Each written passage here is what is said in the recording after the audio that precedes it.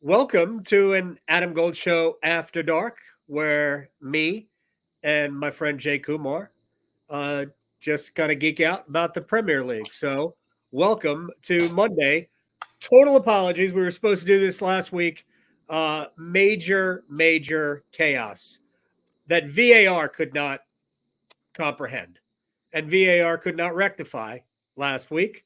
So, Jay, are you ready to VAR? Yeah, let's do this. No significant human error in this podcast. Oh no, there's always significant human error in the podcast. Fair enough. I don't want to spend a ton of time whining because I don't think there's any need to whine. But I do think that the end the end of the game was irrelevant to me. The fact that Tottenham beat Liverpool 2-1. I did have my fun with Tottenham fans on Twitter watching Tottenham celebrate that win, which I get it. They hadn't beaten Liverpool in a long time at home. But watching them celebrate that win as though they pulled off some monumental feat when Joe Matip just put one top bins on his own net. I mean, Tottenham couldn't beat Becker Allison in the second half. So Matip did, and just they celebrated like they had just done this monumental thing. And granted, it's a win, but so I just had my fun. I'm like, look, if I were a Tottenham fan, I would seize any opportunity to celebrate because there hadn't been much celebrating lately. But it was an unbelievably dramatic match. Yeah. It was kind of ruined by referees, but I don't think they ruined the drama. I think they ruined the football, and that was my bigger problem. But how did you see that match? Because I thought it was incredible, and as a Liverpool fan, I actually I'm not upset about what I saw. I'm actually encouraged. I mean, I felt like Stefan from SNL. That match had everything. Red cards, goalies, own goals, like you name it. Like it was incredible. You're right. The drama was phenomenal. I do think you can't discuss the match without discussing the officiating. But back to your point about celebrating one, not going to celebration police anybody. Have fun. Life's short. Yeah, You want okay, to I rush get the it. field. I'm You just want to do that. But it is the same club that released a DVD for beating Arsenal. So we'll just keep it in context. Um, hey, when your trophy cabinet's that empty, you got to look for joy somewhere. So let them have it.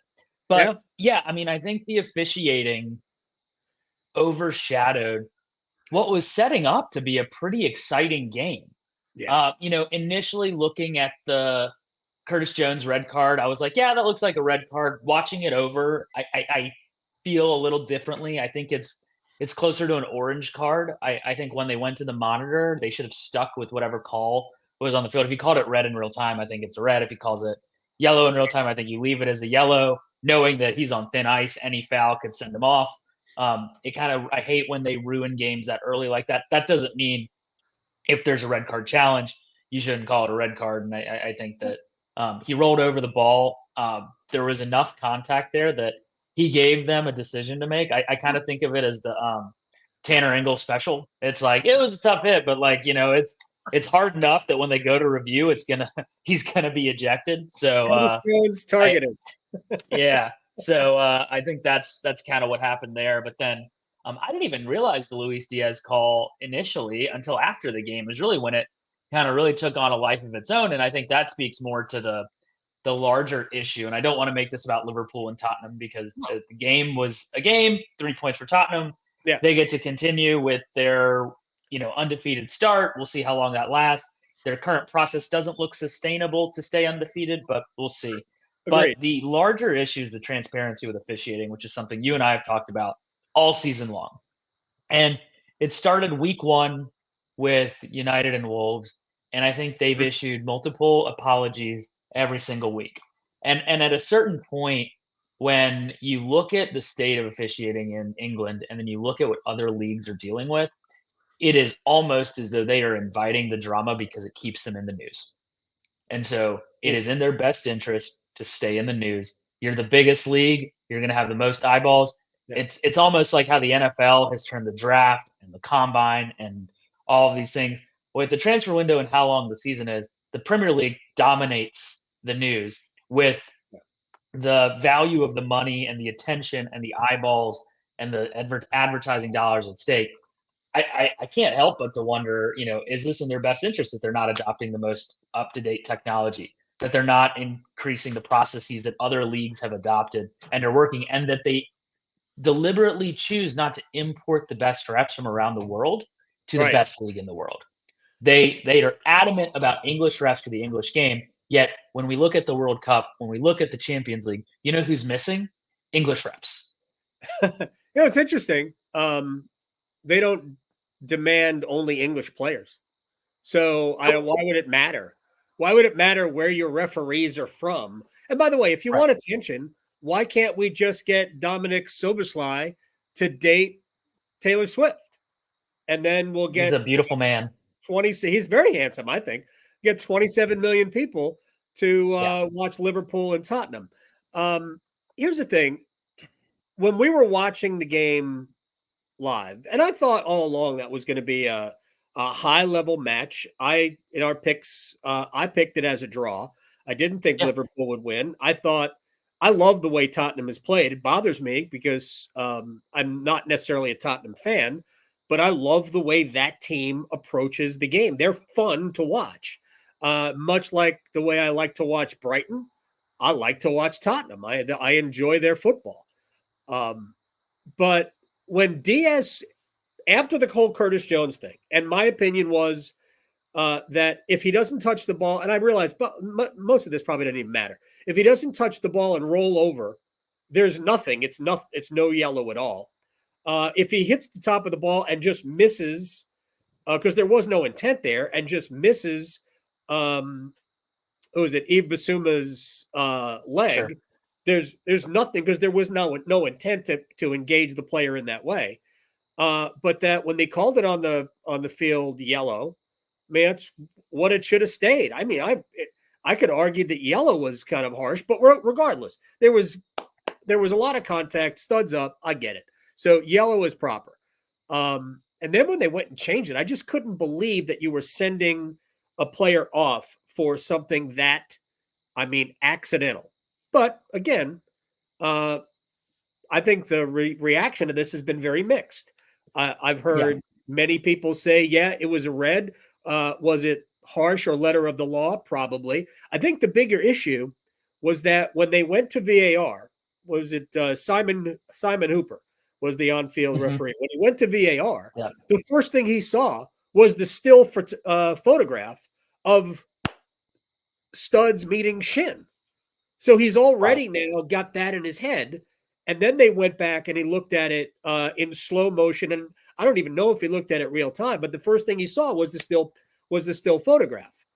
I mean, we all knew that when people send us still photographs, they always look worse than anything. So I don't know if he was influenced by that or not. But I didn't think that was proper. Either way, all right. So they issue him a red. He's off. And then the goal, which you know how the whole thing worked out that we didn't know about until later, was that it was just Darren England, and I thought that's what you were talking about before, not the country but the referee. He was the head VAR official, and he thought that they had given the goal on the field. So all he said was check complete, good to go, basically. So there you go. I'm like, first of all, were you paying attention to the match? Was anybody in that room like paying attention to what was going on at the stadium? Because then you would know that they waved the goal off, they chalked it off, and then. Well, if not him, there were 4 people in that booth. So one of them needs to be watching the match. On the field then was no goal. Right, and then it comes out that he was in the Emirates reffing a game 48 hours earlier. I kind of think I don't think I don't think that's as big of a deal, but I do think back to the transparency point. We've seen this in the AAF when they had their short run. We've seen it in Australia. They actually mic up the refs, and even in the Women's World Cup, they did a little bit of this where they actually explain the call. And we do this often. I think there's an opportunity to invite transparency and then some uniformity in communication. Ultimately, when the humans are communicating, we have to simplify the process. Vague and ambiguous terms like check complete allow for these types of variances to come into play. If the technology works. We see it work in the World Cup. We see it work in the Champions League. We see it work in other leagues. I don't have a problem with the technology. The application of the technology is the problem, and it's intentional at this point. They're choosing not to apply the technology properly because they're choosing not to adopt protocols that other leagues do. Check complete should have been goal, no goal, onside, offside, Right. red That's card, the way no it red should have been card. said. It If should you have been go, it should be he's on. affirmative or negative. It Yeah. should not be in any ambiguity there. And I think that's another easy process implementation that if Howard Webb wanted to, he could implement tomorrow. Um, Right. and The so other thing I they think could have that's the done, big thing. the other thing they could have done, and I realize there is a rule that once the ball is put back into play, you can't change anything. But I just cannot, for the life of me, figure out how anybody would have really had a problem with, because they realized it right away in Right. whatever that VAR center is. They realized that they had messed that up right away. They could have simply contacted the Simon Hooper on the field and said, "Wait! It's a goal. He was onside," and he could have blown his whistle. He could have pointed to the center of the field, and they could have put the ball at the middle of the field. I I realize that. think in a low scoring sport that those moments are so important. They should get outsized review and should get a different set of expectations. I don't think you want to get in the habit of re-refereeing the game. I don't think that's what we want to do. But I do think if we're looking at goals in particular, we need to be able to make that decision and make that determination. The other piece of that I think we have to be careful of is you don't also want to open up the can of worms of how far back do we go to litigate? Okay. Was there a foul in the buildup?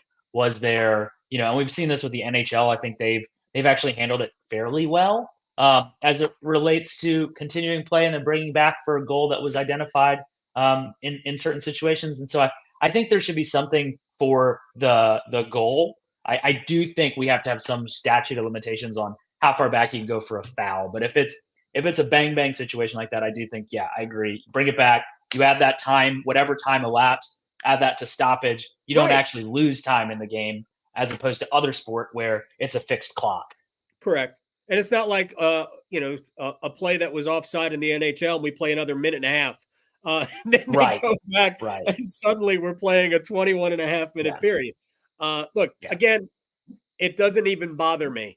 It really doesn't. I was disappointed when Matip finally beat Allison in the top netting, but How about that punch? Did you see that?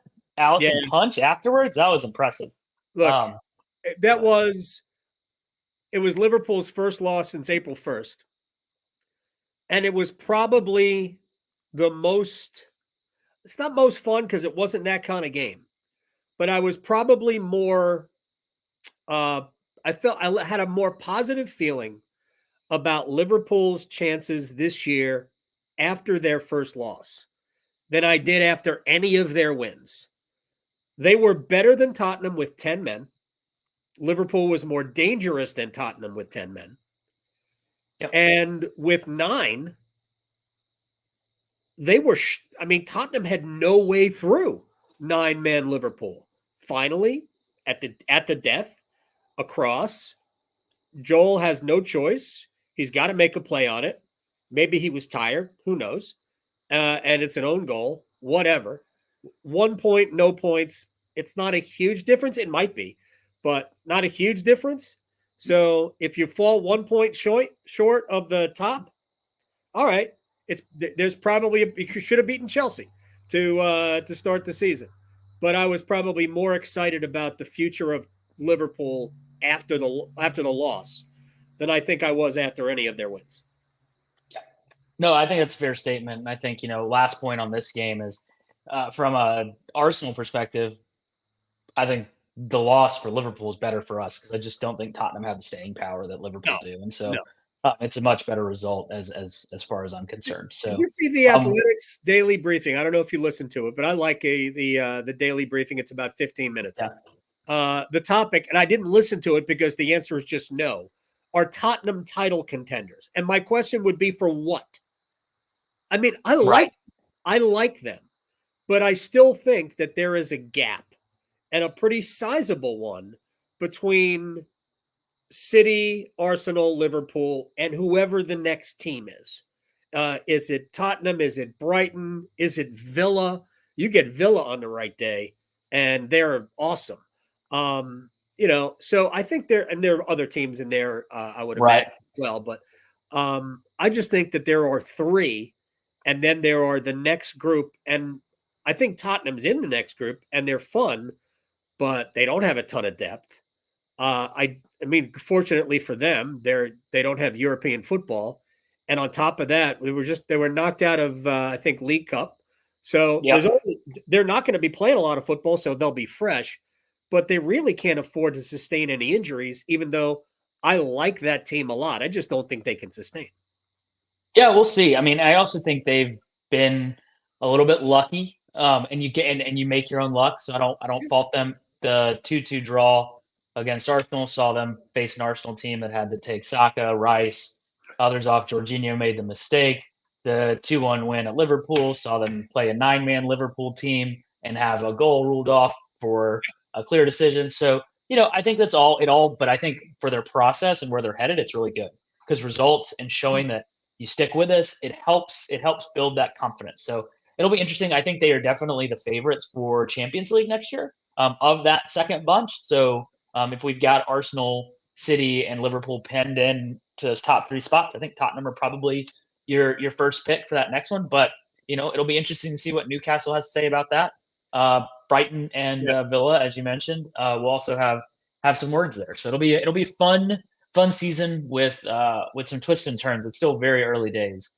I But know we weren't going to talk speaking of about. early days, I know we were going to talk about Newcastle, but let me ask you real quick about this. I kind of felt like their draw at the San Siro in Champions League. I thought that was almost like a reset for them. They've been a yeah, different been a different side since then. I mean, scoring 8 at who did by Sheffield. Sheffield, Whatever. I yeah, mean, the bottom 3 are bad. Really bad. right, Um and I think Burnley will be good actually. Not good, but I think Burnley will challenge to stay up when it's all said and done. But Luton and Sheffield aren't any good. So I'm yeah, not even like everything worked out for Newcastle, and they put in a bunch of those goals late. But they've been impressive. I thought the 0-0 draw at AC Milan was pretty big. yeah. I think it's at those moments in the season. It's like you're looking for something, and then you go and you do something that most English teams haven't done. Go get a result in the Yeah, San Siro, and it can jumpstart and motivate your season, create some belief, and be like, oh yeah, we're supposed to be here. Because everyone had them penciled as a just in and out of the Champions League, quick out. They're going to yeah, get destroyed, and for them to go like, no, the guys that were favored, we went to their place, and probably the toughest fixture of their group stage potentially. Um, and got the result. So good for them. I think they look good against Burnley as well this week. Another 2-0, really really assured performance from them. But who didn't look quite that good? Um, bring it on. Let's go. Let's talk about let's it because go. Let's lead talk us about into Sunday. yeah, um, Manchester United. Oh, okay. You're Oof. going there. I thought you were going to talk about. I figure we'll work our way towards the City Okay, result. what But a mess. but yeah, I thought that was another tough performance. Is Ten Hag going to make it to December at this rate? Do they have the fortitude to stick with him? That's the question. I don't think They they have. look I don't think they have a choice. I mean,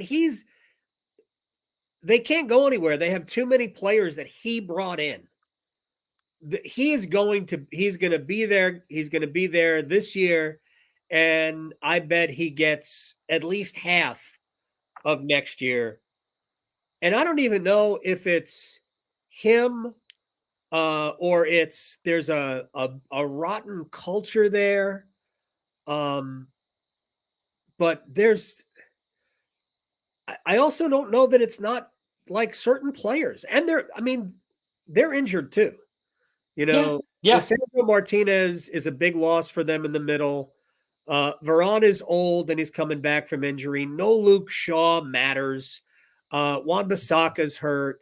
They just got Mount back. Rashford, I think, is checked out. I don't get Marcus Rashford. He's not playing a team game right now. And then the other person who's completely just, I mean, talk about age cliffs, they come at you fast, is Casemiro went from 87% dual percentage winning to 24% this season. Wait. What did you just say? 24?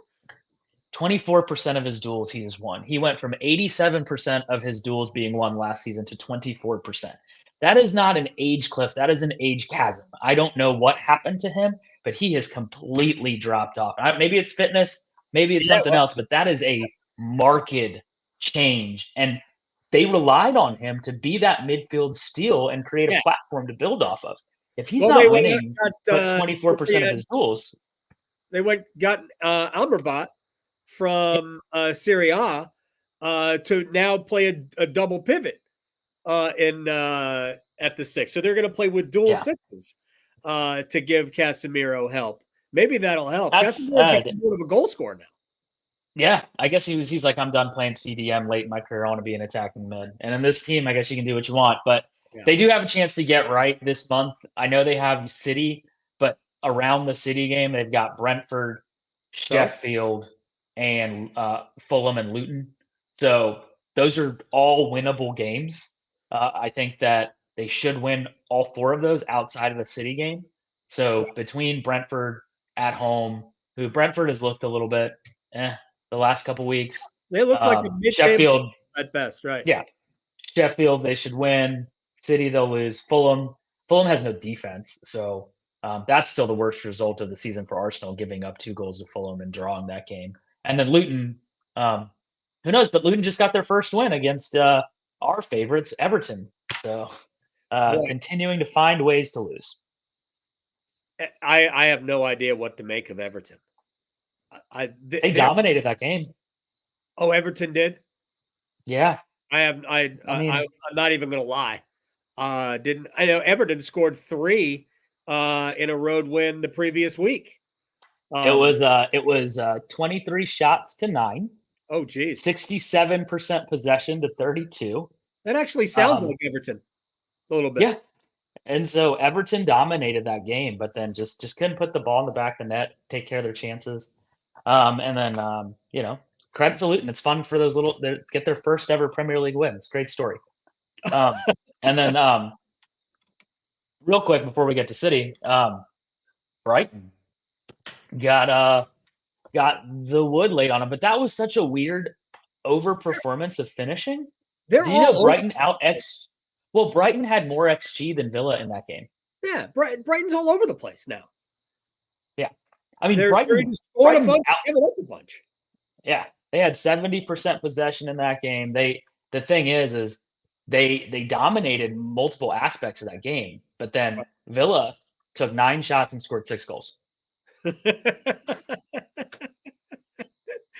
Ollie Watkins was a machine.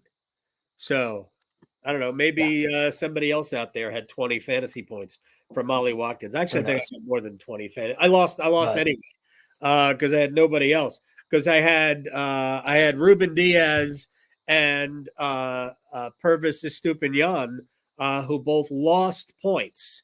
It never happened. How do you have City playing at Wolves and lose points? Plus, not only that, but I had Phil Foden as well, and Julian Alvarez. Let's not even discuss What that. a goal by Julian Alvarez, though! What a finish! He's an amazing player. By the way, He's their backup striker. Incredible. Let me just go back and bring up one thing. One of the reasons that I think Liverpool is going to I think Liverpool's in it for the entire season. I think they have a chance. And I think depending on how many points City can score, that's our Wrexham fan, the Welsh corgi. Oh no. Yeah. Oh, shut up, Harriet. Depending on how many points City compiles, we could have a pretty wild 3-team race down the stretch. And It's been a while it has been a while, since but I we've had that. mentioned this a couple of weeks ago. City's opening fixtures have been as friendly as possible. I don't think they've played, other than West Ham, have they played a side in the top half of the Premier League? I don't believe so. Not sure. I mean, it's Yeah, I don't all think so. been Burnley, I guess they Sheffield. played Newcastle. Did they play Newcastle? Or I Yeah, know they Liverpool. played Newcastle. Yeah, or first week or second week they It played hasn't. Newcastle. Right. They played But them at the Etihad. correct. Yeah. But they basically haven't had anything that resembles the schedule that you've had, that Liverpool has had, and look, I fully they can beat anybody, so or everybody. So I'm not saying that they're a product of their schedule, but I've said this. I haven't been that impressed with the way they've played. And then I guess we're into the City thing now. But I actually want let me finish one thing. I believe that Darwin is about to become what they bought last year, what they thought they were buying last year. He creates goal scoring opportunities as soon as he steps on the field. Every single game. He doesn't always finish, but last year he was well below expected goals. This year he's actually a shade above expected goals. But he just creates opportunities for everybody because he's kind of like a poor man's Holland. He's big and he's strong and he's fast and he's doing all the other things that Liverpool wanted him to do last year that he didn't do for one reason or another. If he stays healthy, he's going to be their first choice striker. He's going to play not the 9 way more often than not. And they'll bring Jota and Gakpo off the bench, given health. And their front three of Diaz, Nunez, and Salah is, I think, the best in the world. But with all that said, what is City when they don't have Rodri and when they don't have De Bruyne? And I think, in a way, that's what we saw at Wolves. They can be had. I don't think they were bad by any stretch, but by their standards, I'm sure Pep wasn't happy. No, and again, I mean that's another one of those. Football's weird. Yeah. Wolves had three shots and 2 goals. They Right. had 1 shot on target and 2 goals. Yeah. Right. And City had 23 shots and just kind of controlled that game for large swaths as they typically do. But I think you hit the nail on the head. I don't think it's De Bruyne. De Bruyne gives them the next level to beat the big teams. He creates that moment of magic to break a game open at the elite level. Rodri gives them the platform to overwhelm the middling opposition. And without him, you see where they struggle. And I think that I saw a stat, and I don't want to just keep dumping stats at you, but they've lost 5 games in 67 games when Rodri has played, and they have lost 5 games in the 15 games he hasn't. Makes And sense. so it kind of boils down to that and it while not a one for one example, we've seen this when Liverpool lose Van Dijk, their title shout goes away. When Arsenal lost Saliba, that's when the season went away for us last year. So for City, for them to lose Rodri, it's not, while they are deep and while they have 2 players in every position, you don't have 2 Rodris in every position. There's only 1 Rodri in the entire world. And that is such a huge loss. And what makes it even more painful is it was self-inflicted. And it's not due to injury. It's not due to anything other than he lost his cool. And if I'm Pep, Gibbs White baited him. And you fell for the bait. Come on, man. And if I'm Pep, I'm not mad. I'm disappointed, right? Like I'd say you just have to be better than that. And so I think without Rodri, they're more susceptible on the counter. Rodri can cover sideline to sideline. He can create a impenetrable wall and essentially allow Stones and Walker and Diaz to spray the ball around, for them to push up, for them to overload in attack because they know nothing's going to get by him. He's also a master at the dark arts. Rodri does so many professional fouls and Yes, in such a way that he doesn't get called for the card that everyone else gets a card for. And because I'm he's not saying handsome. he should. I'm just saying he's just very good at how to disguise it. He's He's handsome. that Let's face it. pest. I mean, he's a Tom Wilson. Put in, where Interesting. he is that guy when he is at when the Capitals were flying.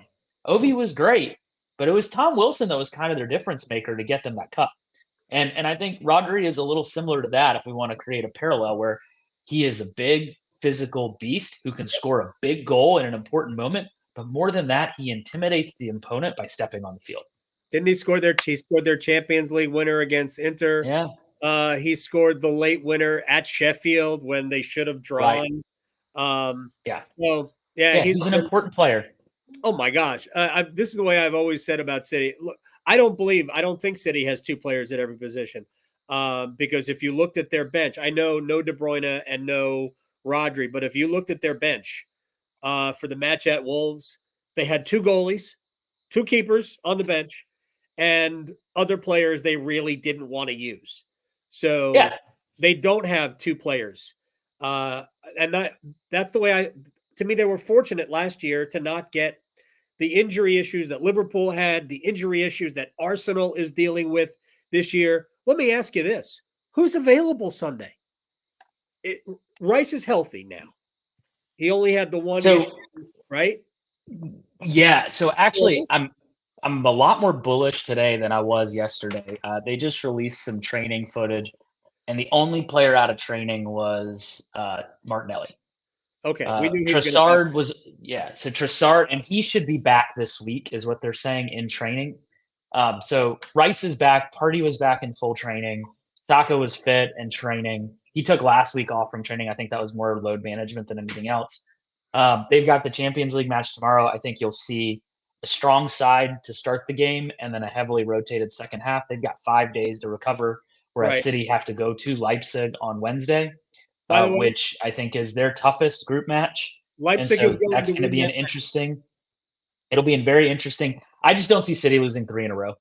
And then if that's the case, are they going to lose 4 in a row? Like, I don't know the last time I would have seen that because they would have lost to Newcastle in the League Right. Cup, then to Wolves, then to Leipzig, and then they have a match against Arsenal. I just don't see City losing this Oh, midweek. They may draw, but Rodri that's gets to play in that match because okay. that suspension doesn't count for the Champions League. And so with that, he can play a full 90. They don't have to worry about load management for the weekend with him. Okay. So I think that they'll be fine, but it'll be a tougher match and it'll stress the fringes of their squad that are going to have to play without him on the weekend. So I'm glad you guys are healthy. Saka is still like doesn't make a difference. It seems how hurt he is. He always manages to play, Yeah, which is, I mean, you can't. There's a value to that. Um, that is just he's always getting kicked. Part of it I think is part of the way he plays. He invites people to kick him, and there's a sure. level where you're playing and you get kicked and it hurts, and you're like, but you can play through it. And there's a difference between playing hurt and playing injured. I think he plays hurt a lot. I don't think he's kind of one of those resilient players that can pick up knocks but doesn't pick up injuries. Knock on wood. And so his best ability is availability. He's always on the field. And then I think if Rice is back, fit, he looked really sharp on the weekend. Havertz got his goal. Are you happy about that? Are you excited that Havertz got his goal from the spot? I am. I am. I thought Arteta summed it up really well, where he talked about how the goal was nice, but for the team to recognize Right. that he needed it, and for them to do that without me telling them to, for them to really Sure. reward a player who's been performing in They're training smart. and doing all the right things. It was good. I think that'll be a boost for him. The fans were singing his name. He's got my favorite new song. And so I think You're that telling me. No. it should be Yes. it's off of that Shakira song, that Waka Waka. It's great. I'll have to send it to you. But one of the lines in it is 60 million down the drain. Yeah. Kai Havertz scores again. I think they'll be raring to go. It'll be really interesting. And at home, this is a must win for Arsenal. Yeah. I think it is. I think if you want to be taken seriously as challenging City and not running it close again, you have to get 3 points. A They draw lost is it not last good year, enough. right? They lost both Lost it last last year. They lost pretty. There was a tight game in the first half, and then they gave up a. It made 2-1, and then they gave up a late one to make it 3-1 because they were pushing all out for an year. equalizer. And then at City, it was a drubbing. What's nice is we went into both City matches last year with big injury woes. This match, it seems like we're getting healthy going into it. We really haven't hit our stride yet. We scored 4 goals on the weekend, and we are starting to play some of the football I thought we would. I think the biggest thing that's been interesting about Arsenal is how good they've been without the ball. Um, that was the knock on them last year. If you don't let them play, they get bossed around. But now with Havertz and Rice and Jesus, they have a level of physicality through the spine that you can't really move them. They've got the players out wide that are creative, and then Odegaard has turned into a goal machine. So it'll be a tough test for City. City will be up for it, and I think they're going to throw some wrinkles at us that we're not ready for. And when you have Erling Haaland at the top end of the pitch, um, all he needs is half a chance, and he can Right. score a hat trick. But So that's why you have William Saliba, and that's hopefully, why yeah, and you have Gabriel. You have guys, big guys in the middle that yeah, can be physical with him, and somebody's going to have the assignment. Look, when Liverpool sucked last year, uh, they won the game with City at Anfield because, and it's kind of weird, Joe Gomez was the yeah, one who, and with some help from James Milner at right back. I mean, Trent didn't even play, didn't even start in that match. It's Joe Gomez and James Milner shut down Erling Haaland, which is yeah. remarkable that happened. Yeah, no, Liverpool won it 1. no, no KDB, no Rodri. Definitely is an advantage Yeah. to Arsenal. I haven't seen the early line on the game. Um, I'm assuming it'll probably be uh, some level of favoring a draw or a slight Arsenal win. But City are just City, and until you beat them, um, you know, you Oh, you can't really say you're challenging for a title. And early in the season, uh, with it being at home, with you coming in fit, them with some injuries, this is a big chance for Arsenal to say what they're about this season, and it'll be interesting to see if they can do it. I think you can hurt yourself by giving a team like City too much respect. You respect them, Yeah. but you Yes. can't be in fear of them because you're No. beaten if that's the way you are. Didn't Oh you yeah. guys lose to him 3 times? You lost him in like the FA Cup as well, right? We did. We did. Yeah. And that was a game where Arsenal was at that point not well in front. I guess you could maybe it was well in front. It was probably 5 or 6 points, and it It really was was kind of a throwaway game. it was a game where we drew, and so it was an FA Cup replay, and then we lost. I think that was a game where we were probably the better side, but City got um, the goal they needed to win that one. I think they dominated the fixture at the Etihad, and I think the game at the Emirates was another one of those where Arsenal looked really good. Then Thomas Partey got hurt, and then they lost a little bit of control, and then they lost that game. And so they've shored that up where you've got Declan Rice and Thomas Partey both fit. So you've got alternatives if you need to. My fear is with Party fit, they tinker with the back line and go with Party at right back again or something, and instead of You like playing that? the back four. I don't like that. I don't like I it. don't. Leave Ben White there. I don't like it. I love Ben White. I'm glad he He's the scored. best. I think he is he's arguably the best right back in the league right now. You can make a case for him. He is uh, creating. He's defensively sound. He's creating overlaps. He got his goal. I don't think I think you still have like Kyle Walker and some other options there, but Ben So White's a shout. Trent Um, Alexander-Arnold so, shade. well, he's not fit.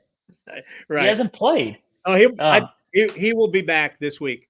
He okay, was in the squad, and he came on, and he played okay, when Liverpool went to 5 in the back. How often do you see gotcha. a side play a 5-3 formation? Yeah, And right. Endo is actually the high midfielder. he Awesome. was he was playing at the 9, so to speak. But yeah, Yeah, there were no forwards. They were playing 5 in the back, and actually, Liverpool was dynamite with Trent and Robertson on the outsides. There was no room. Um, but yeah, I if I were Arsenal, I would have Ben White at right back, Saliba and Gabriel, and Zinchenko. I know Tomiyasu's playing very well, and I know Arteta loves him. But they're like I said to you before the season. I think you guys now with injuries, it's issues. There are issues, but I think Arsenal has the best roster, top to bottom, the best roster. They're the deepest at goalkeeper too. Nobody yeah. has a better clear number 1-2 two punch. goalkeeper. Yeah, No, it's not a 1-2 punch. Nobody has a better number 2 goalkeeper than Arsenal. Aaron Ramsdale's the clear number 2, and that's fine yeah, because yeah. all of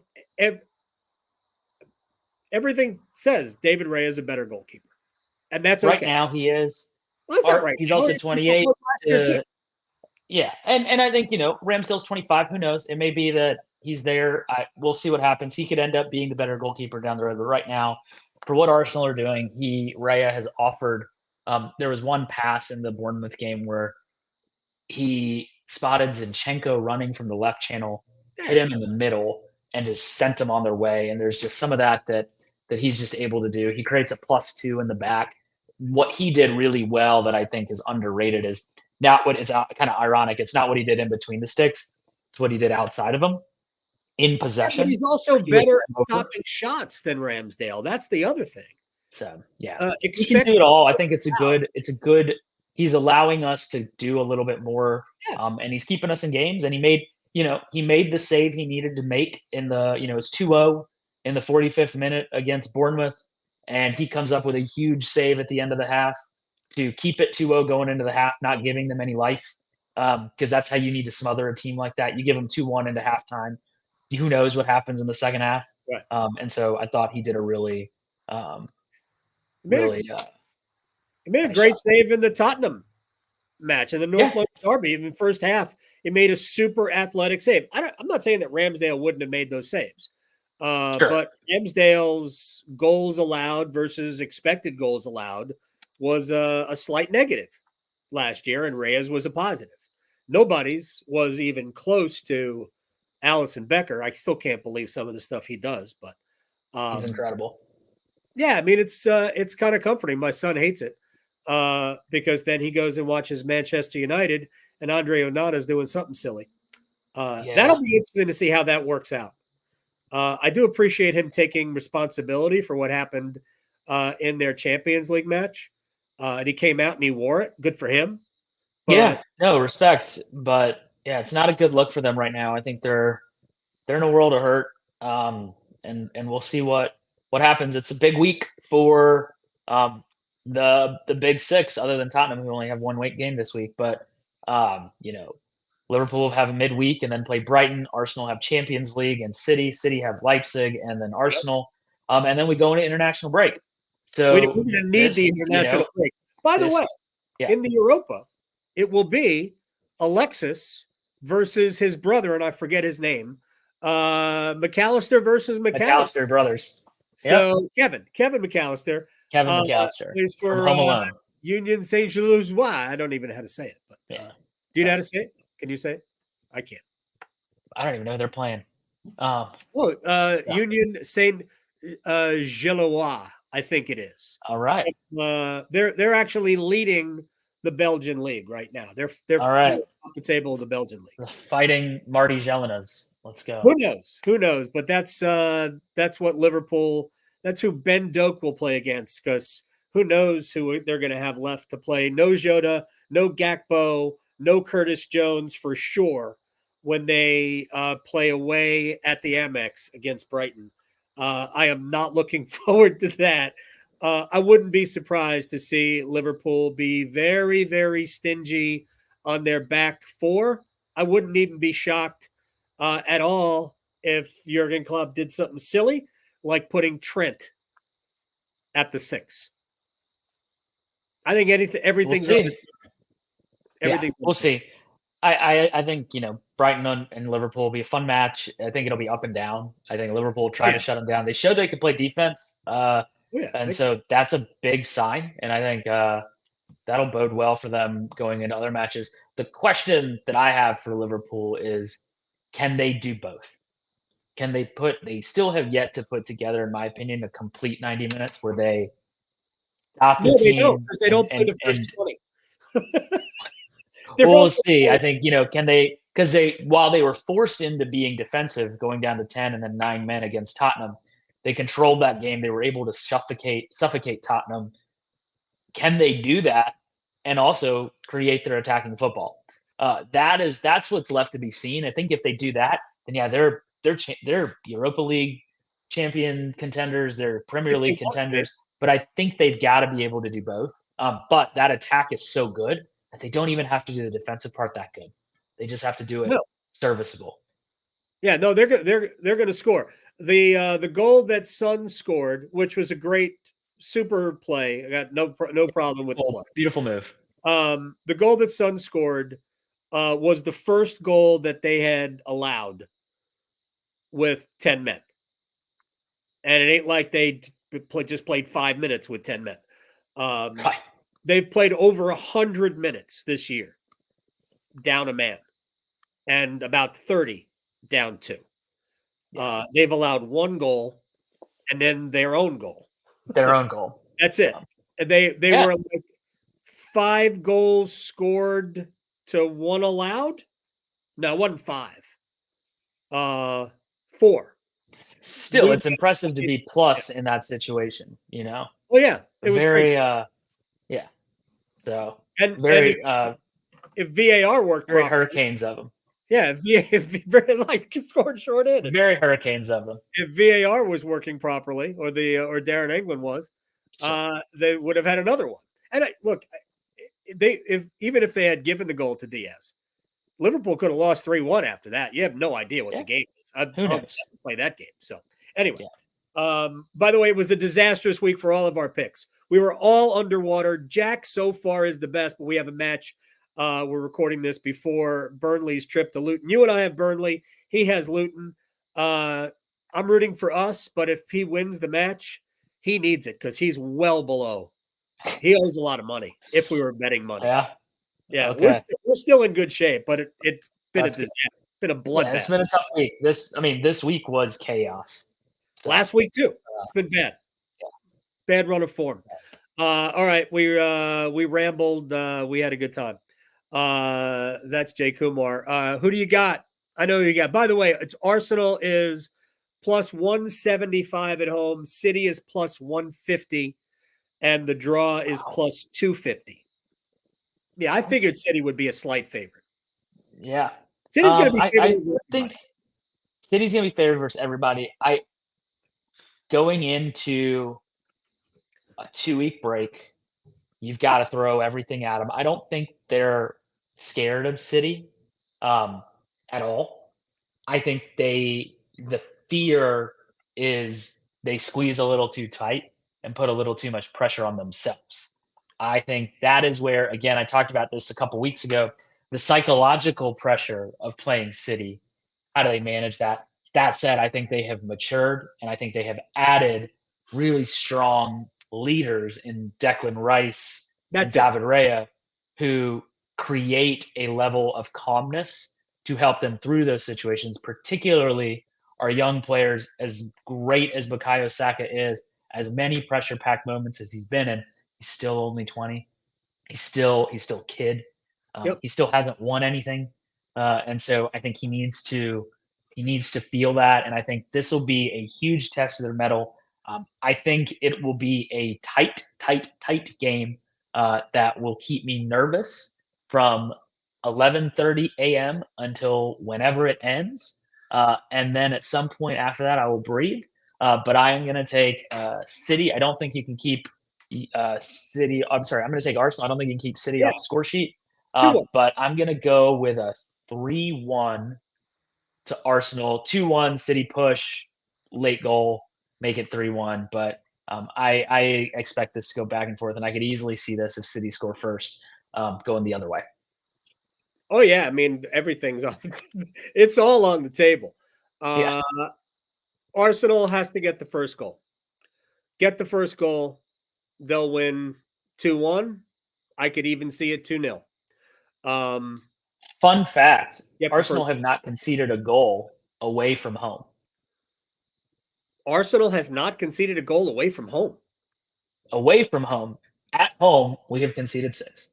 And so this they are again 4-0 this week against Burnley away.